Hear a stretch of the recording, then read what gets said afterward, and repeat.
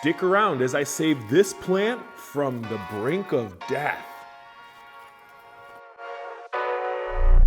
Oh my God, I'm just playing with them now, yeah. Oh my God, what she saying, say it loud, yeah. I can't respect it, I'm in the gym, but I am not flexing. So recently I was at one of the big box stores, just, browsing around, and I came across this poor looking decrepit plant.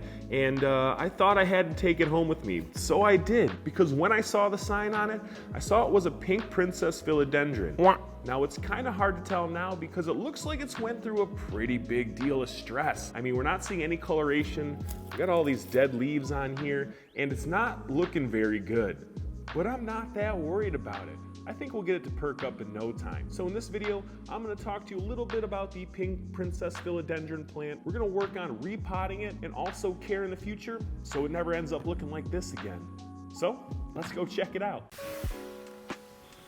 This is the Philodendron uberescens, or the pink princess is its more common name. Now there are a lot of different variations to the philodendron family based on their variegation in colors. This one is supposed to showcase bubble pink along with its deep vibrant greens, but because of the amount of stress it's been under, I don't think it's gonna show it for a little bit, but we'll bring those colors out, don't worry. Also, this plant likes warmer temperatures, I would say a minimum of 59 degrees, also a higher humidity, and a lot of strong indirect sunlight. If you don't have a lot of sunlight coming through your house, you might need a grow light for it. Well, let's work on repotting this plant. Come on. So it's time to repot this beautiful plant and just kind of get it back up and running, right? It's a gorgeous plant. It still has a ton of life in it, and I think there's a way that we can save it and bring out those beautiful colors it used to have.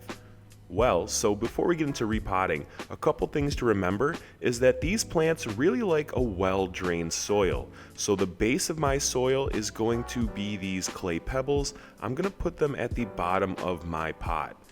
Also, I'm going to use a living soil. In fact, it's going to be Bio 365's Bioflower, which is a living soil packed with microorganisms and a lot of biology that's going to feed this plant for a long time. So next I'm just going to grab a pot that has some pre-drilled holes in the bottom that's also going to help with that drainage issue. This plant has been through a lot, so we want to make its home as comfortable and perfect for it as possible. Like I said, with the well-drained soil and also using a living soil.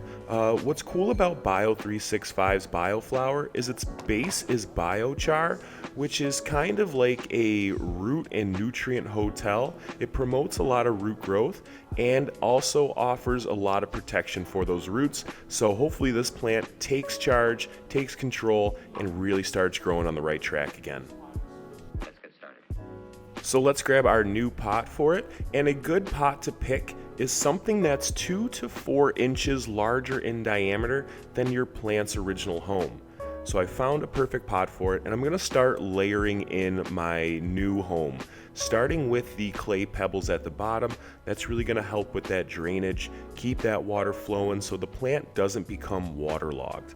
And I'm going to start putting more of the living soil on there, and I'm going to fill this pot up to just around 3/4 of the way.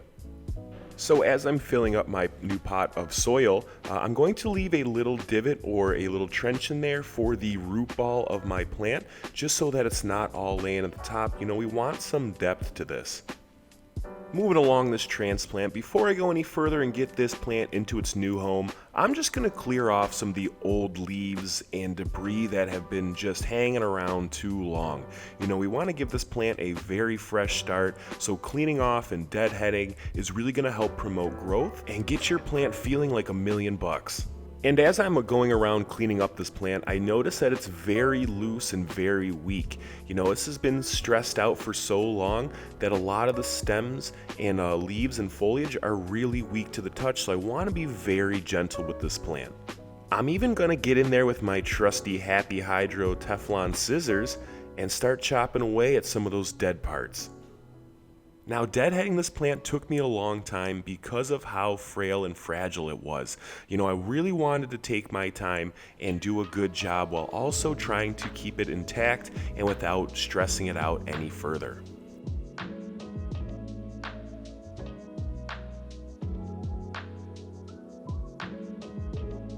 Well, I got most of it cleaned up, and it's time to pull it out of its old pot and see what we're working with under the hood. You know, I have no idea what these root systems look like, so it's just time to get in there and see what I got going on. And holy cow, talk about root bound.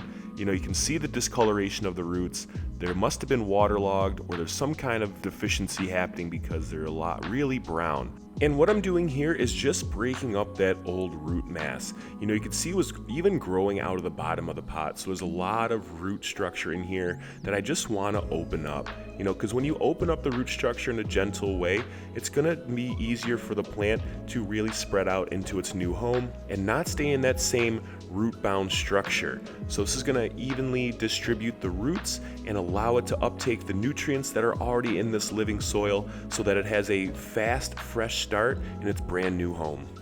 So I got this root ball pretty well opened up. You can see all the debris, the old debris that was just trapped inside, and we're just gonna have it make more room for the new fresh soil, and we're gonna put it right in that little divot that I created and push it down just a little bit, like a firm tamp, but nothing too crazy because we want to allow space for those roots to grow. In addition to opening up that root ball, I also organized it in a way that I split the 3 different parts of this plant evenly amongst the pot. This way they have the room to grow.